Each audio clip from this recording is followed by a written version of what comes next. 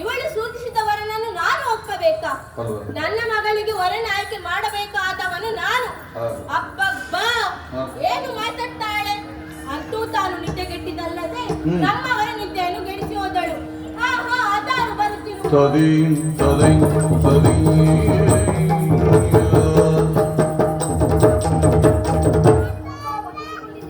ಮಗಳೇ, ನೀನ್ಯಾಕಿಲ್ಲಿ ಬಂದೆ? ಹೋಗು, ನಿದ್ದೆ ಮಾಡು. ಸಮಸ್ಥಾನದಲ್ಲಿ ಏನು ದುನಿಯ ಮಾತುಕತೆ? ಏನಪ್ಪ, ಏನಾಯ್ತು? ಅವರ ಮಹಿಳೆ ನೋಡಿದರೆ ಅವಳಿಲ್ಲ ಅಂತಹ ಗಾಂಭೀರ್ಯ ವಿಚಾರ ಏನಪ್ಪ? ಈ ನಿಮ್ಮ ಮುದ್ದು ಮಗಳಲ್ಲಿ ಹೇಳಬಾರದೆ? ಮಗಳೇ, ನೀನು ನನ್ನ ಮುದ್ದು ಮಗಳೇ ಹೌದು, ಅನುಮಾನವಿಲ್ಲ. ಇಲ್ಲಿ ನಡೆದ ವಿಚಾರ ನಿನಗರ್ಥವಾಗದು. ಸುಮ್ಮನೆ ಹಠ ಮಾಡಬೇಡ, ಹೋಗು. ಈ ರಾತ್ರಿಯಲ್ಲಿ ಓಲಗಬಹುದು ನಾನು ಎಂದಿಗೂ ನೋಡಲಿಲ್ಲ. ನನಗೆ ದೊಡ್ಡ ಮರಿಯಾಗಿ ಕಾಣುತ್ತಿದೆ. ನನಗೆ ತಿಳಿದುಕೊಳ್ಳುವ ಕುತೂಹಲ ಕ್ಷಣ ಕ್ಷಣಕ್ಕೂ ಬಲವಾಗುತ್ತಿದೆ. ಬೇಗ ಹೇಳಪ್ಪ. ಮಗಳೇ, ವಿಷಯ ಹೇಳದೆ ನೀನು ಇಲ್ಲದೆ ಹೋಗುವ ಲಕ್ಷಣವಿಲ್ಲ. ಈಗ ಮಹಿಳೆಯೊಬ್ಬಳು ಬಂದದ್ದು ಹೌದು. ಹಸ್ತಿನಾವತಿ ಅವಳಂತೆ, ದ್ರೌಪದಿ ಅಂತೆ. ಆಗುವವಳ ಕೃಷ್ಣನ ಮಗನಿಗೆ ನಿನ್ನನ್ನು ಕೊಟ್ಟು ಮದುವೆ ಮಾಡಬೇಕಂತೆ. ನನ್ನ ಮಗಳನ್ನು ಗೋಪಾಲಕನ ಮಗನಿಗೆ ಕೊಡುವುದಿಲ್ಲ ಎಂದು ಹೇಳಿದೆ. ಅದಕ್ಕೆ ಹೊರಟು ಹೋಗಿದ್ದಾಳೆ. ಇಷ್ಟೇ ನಡೆದದ್ದು, ತಿಳಿತಲ್ಲ? ಇನ್ನಾದರೂ ಒಳಕ್ಕೆ ಹೋಗು. ಅಪ್ಪ, ಬಂದವಳು ದೃಢನಂದನು. ಹೇಳಿದ ನಾನು ಮದುವೆ ವಿಚಾರಾದರೆ ನನಗೆ ಒಂದು ಅರಿಕೆ ಅಪ್ಪ. ಏನು ಮಗಳೇ? ತಿರುಪತಿ ಕೇಳಿದ ಮಾತು ಸರಿ ಇದೆ.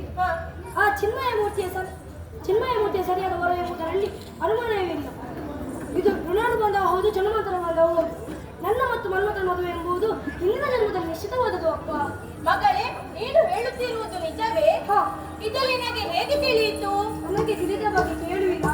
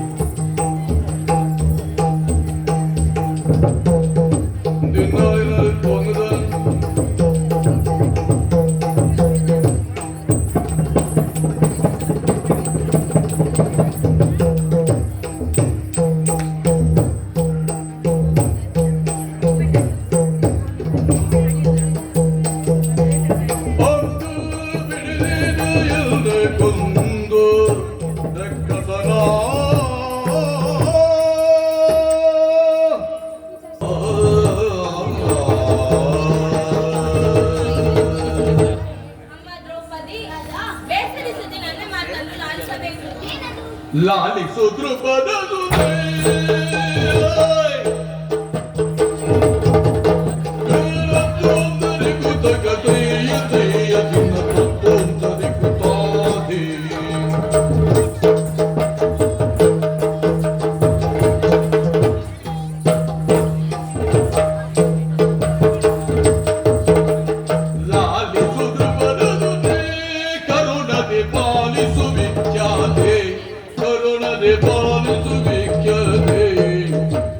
ನೀಲಾಂಗನವರ ಬಾಲಯುರಿಯ ಪ್ರಿಯುಳಿವೆದು ಕೇಳಿ ಮಾತದು ದ್ರೌಪದಿ, ನನ್ನ ಹಾಗೂ ನಿನ್ನ ಮಾತುಕತೆಗಳಲ್ಲಿ ಏನಾದರೂ ತಪ್ಪುಗಳಾಗಿದ್ದರೆ ಮೊದಲು ಕ್ಷಮಿಸಬೇಕೆಂದು ಕೇಳಿಕೊಳ್ಳುತ್ತಿದ್ದೇನೆ. ರಾಜ, ಕ್ಷಮಿಸುವಂತಹದ್ದು ಏನು ಆಗಲಿಲ್ಲವಲ್ಲ. ಅಭಿಪ್ರಾಯ ಭೇದವಿರುವುದರಿಂದ ಕಾರ್ಯ ಸಾಧನೆ ಆಗಲಿಲ್ಲ. ಅಷ್ಟೇ, ಇರಲಿ ಬಿಡು. ಪುನರಪಿ ನನ್ನನ್ನು ಯಾಕಾಗಿ ಕರೆಸಿಕೊಂಡೆ ಹೇಳಬಹುದೇ? ದ್ರೌಪದಿ, ಕೃಷ್ಣ ಹಾಗೂ ಆತನ ಮಗ ಮನ್ಮಥನ ಮೇಲೆ ನನಗೆ ತಪ್ಪು ತಿಳುವಳಿಕೆ ಇತ್ತು. ಮಗಳಾದ ರತಿಯಿಂದ ಸತ್ಯ ತಿಳಿಯಿತು. ಇದುವರೆಗೂ ನಡೆದದ್ದೆಲ್ಲ ಕನಸೆಂದು ತಿಳಿದು ರತಿ ಮನ್ಮಥರ ವಿವಾಹವಾಗಲಿ. ನನ್ನ ಮಗಳು ರತಿಯನ್ನು ಕೃಷ್ಣಕುಮಾರ ಮನ್ಮಥನಿಗೆ ಕೊಡುವಲ್ಲಿ ನನ್ನ ಅಭ್ಯಂತರವೇನೂ ಇಲ್ಲ. ನಾಳೆ ಶುಭ ಮುಹೂರ್ತದಲ್ಲಿ ನಡೆಯಲಿ ಮದುವೆ. ಹೇಗೆ ಆಗಬಹುದಲ್ಲ? ರಾಜ, ಈಗ ಎಲ್ಲವೂ ಸರಿಯಾಗಿ ಹರಿಯ ಕರುಣೆಯಿಂದ ಕಾರ್ಯ ಸಾಗಿದೆ. ನೀನು ನಿಗದಿ ಮಾಡಿದ ಮುಹೂರ್ತಕ್ಕೆ ಸರಿಯಾಗಿ ಬರ ಸಮೇತ ದಿಬ್ಬಣವನ್ನು ಕೂಡಿ ಬರುತ್ತೇವೆ. ಆದಿತೆ. ದ್ರೌಪದಿ, ರಾಜ, ಪೂರ್ಣ ಕಮಲಾವತಿಯ ಪಟ್ಟಣವೇ ನಿಮ್ಮ ಬರ ನಿರೀಕ್ಷೆಯಲ್ಲಿರುತ್ತದೆ. ಹೋಗಿ ಬಾ, ಶುಭವಾಗಲಿ. ಹಾಗೆಯೇ ಆಗಲಿ.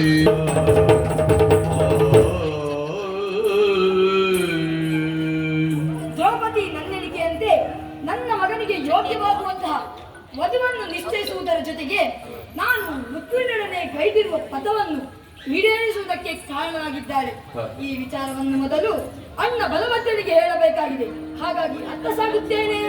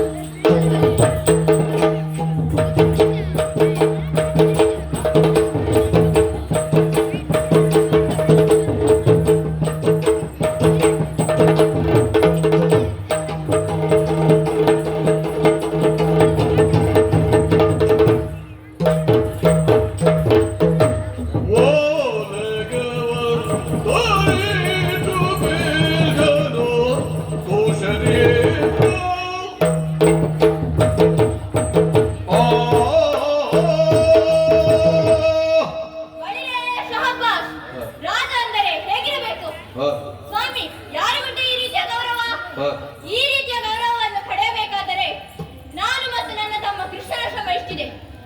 ಹಲವು ವರ್ಷಗಳಿಂದಲೇ ತುಚ್ಚಿಕಾರದಿಂದ ನೋಡುತ್ತಿದ್ದವರೆಲ್ಲ ಇಂದು ಎದ್ದು ನಿಂತು ರತ್ನಗಂಬಳಿ ಸ್ವಾಗತವನ್ನು ನೀಡುತ್ತಿದ್ದಾರೆ. ಇದು ಬದಲಾವಣೆಯಾಗ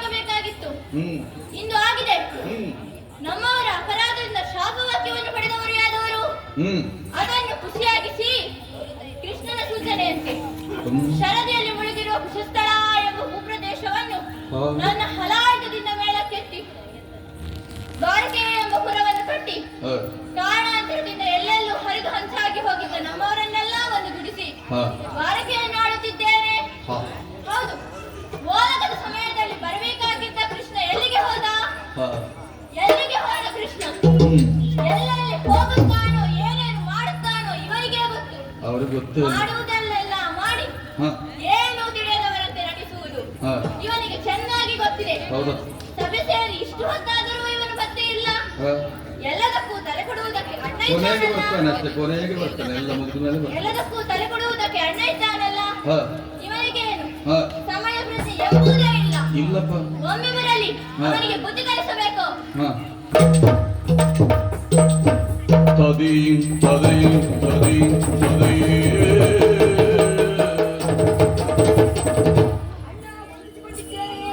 ಅಣ್ಣ ಅಣ್ಣ ಅಂತೆ ಹೊತ್ತಲದ ಹೊತ್ತಿಗೆ ಬರುವುದು ಜವಾಬ್ದಾರಿ ಎಂಬುದೇ ಇಲ್ಲ ನನಗೆ. ಇವತ್ತು ನಿನಗೆ ಸರಿಯಾಗಿ ಜೋರು ಮಾಡಬೇಕು ಅಂದುಕೊಂಡಿದ್ದೇನೆ. ನಿನ್ನ ಸ್ಮೇರವದನ ಬೆದರುಡಿಯನ್ನು ಕೇಳುವಾಗ ಸಿಟ್ಟು ಇಳಿದೇ ಹೋಯಿತು. ಎಲ್ಲಿಗೆ ಹೋಗಿದ್ದೆ? ಏನಾಯ್ತು? ಯಾಕೆ ವಿಳಂಬ? ಬೇಗ ಹೇಳು.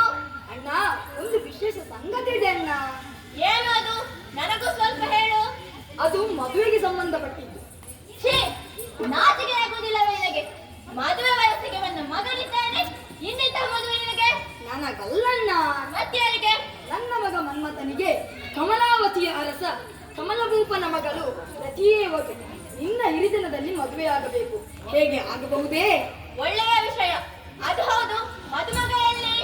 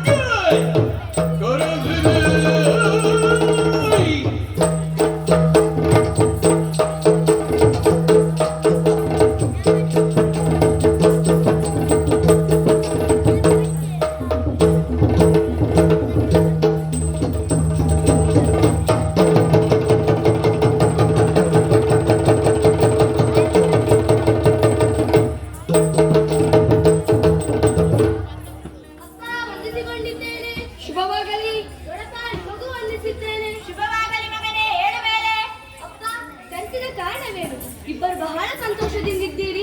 ನನಗೂ ಹೇಳಿ ಅಪ್ಪ. ನಿನಗೆ ಮದುವೆ ಮಾಡಬೇಕೆಂದಿದ್ದೇವೆ. ಇಷ್ಟು ಬೇಗ ಮದುವೆ? ಬೇಡಪ್ಪ. ನಿಂಗೆ ಮದುವೆ ಬೇಕೋ ಬೇಡವಾ ಅಂತ ನಿನ್ನ ವದನವೇ ಹೇಳುತ್ತಿದೆ. ಅದು ಹೌದು, ಮದುಮಗನಿಗೆ ಬಾಸಿಕ ಕಟ್ಟಿ ಶೃಂಗಾರ ಮಾಡಿ. ಅಲ್ಲೋ ಪಾಂಡವರು ಬರುತ್ತಿದ್ದಾರೆ, ಹೋಗೋಣವೇ? ಹೋಗೋಣ. Dim dum talay dinna tagga dinna din dinna dinna tagga dinna din dinna tagga dinna din dinna tagga dinna din dinna da tom da din dinna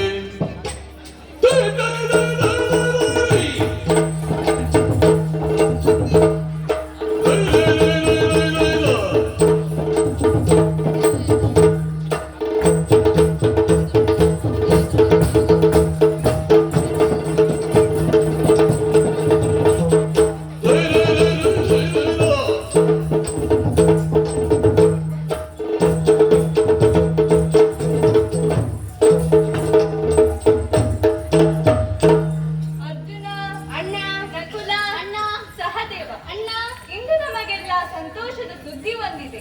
ಏನಣ್ಣ ಅದು? ನಮ್ಮ ದೇವನು ಭಾವನೂ ಆದ ಶ್ರೀ ಕೃಷ್ಣನ ಮಗನಾದ ಮನ್ಮಥನಿಗೆ ಮದುವೆಯಂತೆ ನಮಗೆ ಆಮಂತ್ರಣ ಬಂದಿದೆ. ಎಲ್ಲರೂ ಶೃಂಗಾರಭರಿತರಾಗಿ ಹೋಗೋಣವೇ?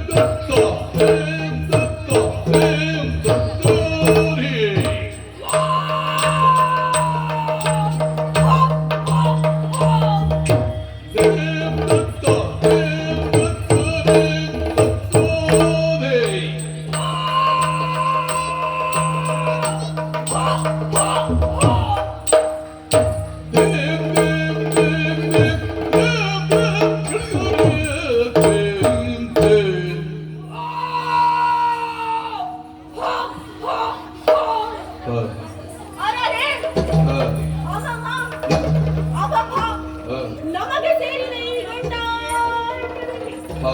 ನಮ್ಮಷ್ಟಕ್ಕೆ ನಾವಿರುವಾಗ ಹಾ. ಯಾವುದೋ ಮಾನವರ ಪ್ರವೇಶ ಈ ವನಕ್ಕಾಗಿದೆ.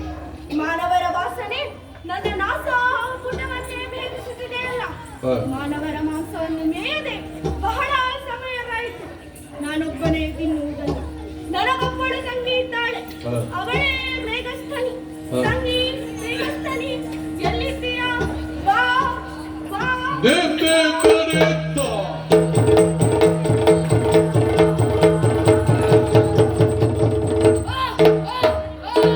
ಅಣ್ಣ ಜಿಂದಿ ಮಗರು ಏನೇನು? ಅಣ್ಣ ಜಿಂದಿ ಮಗರು ಏನೇನು? ಆನನ ಕುಂಬೆಗಾರನವೇನು? ಆನನ ಕುಂಬೆಗಾರನವೇನು? ಅಣ್ಣ ಜಿಂದಿ ಮಗರವೇನೇನು? ಆನನ ಕುಂಬೆಗಾರನವೇನು? ಅಣ್ಣ ತಂಗಿ ವನಾಂತರದಲ್ಲಿ ಸ್ವಚ್ಛೆಂದ ತಿರುಗಾಡುವ ಸಮಯದಲ್ಲಿ ತಂಗಿ ಮೇಘಸ್ತನಿ ಬಾ ಎಂದು ಕರೆದಲ್ಲಣ್ಣ. ಏನಣ್ಣ, ಏನು ವಿಷಯ? ತಂಗಿ, ಈ ನಮ್ಮ ವನ ಪ್ರದೇಶಕ್ಕೆ ಯಾವುದೋ ಮಾನವರ ಬಳಗವೇ ಬಂದಿದೆ. ಅವರು ಈ ಕಾಡನ್ನು ದಾಟಿ ಹೋಗುವ ಮೊದಲು ಅವರನ್ನು ಹಿಡಿದು ಹೊಡೆದು ಕೊಂದು ತಿನ್ನಬೇಕು. ಏನಂತೀಯ ಇದಕ್ಕೆ? ಅಣ್ಣ, ನೀನೇನು ಯೋಚಿಸಬೇಡ.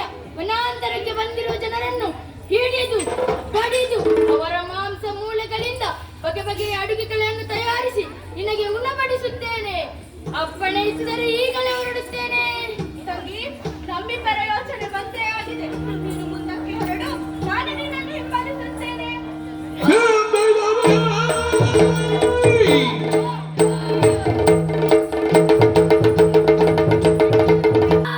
ಏನಲ್ಲ, ನಮ್ಮ ಅಧಿಕಾರದಲ್ಲಿರೋ ಈ ವನ ಪ್ರದೇಶಕ್ಕೆ ಯಾರೂ ಪ್ರವೇಶಿಸುವಂತಿಲ್ಲ. ಅಂತಿರುವಾಗ ನೀನು ನಿನ್ನ ಬಳಗದವರು ಯಾವ ಅಂಜಿಕೆ ಇಲ್ಲದೆ ಮುಂದುವರಿಯುತ್ತಿದ್ದೀರಲ್ಲ. ಬನ್ನಿ, ಒಬ್ಬೊಬ್ಬರನ್ನೇ ಹಲ್ಲಿಗೆ ಹಲ್ಲು ತಾಕದಂತೆ ನುಂಗಿ ತೇಗುತ್ತೇನೆ. ಎಚ್ಚರ. ಬಾ ಮುಂದೆ. ಧನುಜ ಕೇಳು ಕೂಗನೀಗ. ಧನುಜ ಕೇಳು ಕೂಗನಿ. ವಿನಯದಿಂದ ಸೋರು, ವಿನಯದಿಂದ ಸೋರು ಹಿಂದೆ.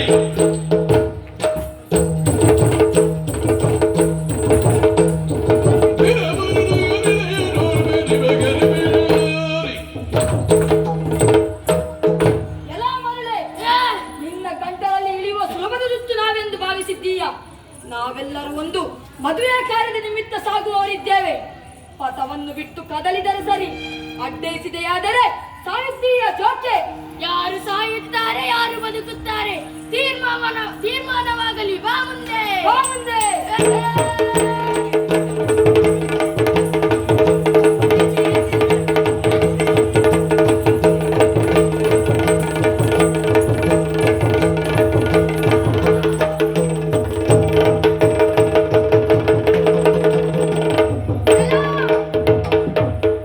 ಎಲ್ಲವನ್ನೂ ಗುರಿ ಕೇಳು. ಎಲ್ಲವೋ ನನ್ನ ಗುರಿ ಕೇಳು. ನೀನೆಲ್ಲರಿಗೂ ಎದುರೊಳಗೆ, ನೀನೆಲ್ಲರಿಗೂ ಎದುರೊಳಗೆ. ಸುಡಲು ನಿನಗೆ ಅವ ತಲೆಯ ಕಡೆಗೆ. ಎಲ್ಲ ಏನೆಲ್ಲ? ನನಗಿದ್ದ ಒಬ್ಬಳೇ ತಂಗಿಯನ್ನು ಕೊಂದು ಕಳೆದೆಯಲ್ಲ. ಹೌದು. ಹೆಣ್ಣೆಂಬ ಮಮಕಾರವೂ ನಿನಗಿಲ್ಲವಾಯ್ತಾ? ಹ. ತಂಗಿಯನ್ನು ಕೊಂಡ ನಿನ್ನನ್ನು ಕೊಂದು ಕಳೆಯುತ್ತೇನೆ. ಬಾ ಮುಂದೆ. ಎಲ್ಲ ಧನುಜ. ಎಲ್ಲವನ್ನೂ ನನ್ನ ಕೇಳು. ಎಲ್ಲವನ್ನೂ ನನ್ನ ಕೇಳು. ನೀನು ಸಲುಗೆಯಿಂದ ಪ್ರಾಣವನ್ನು ಸಲುಗಿ ಪ್ರಾಣವನ್ನು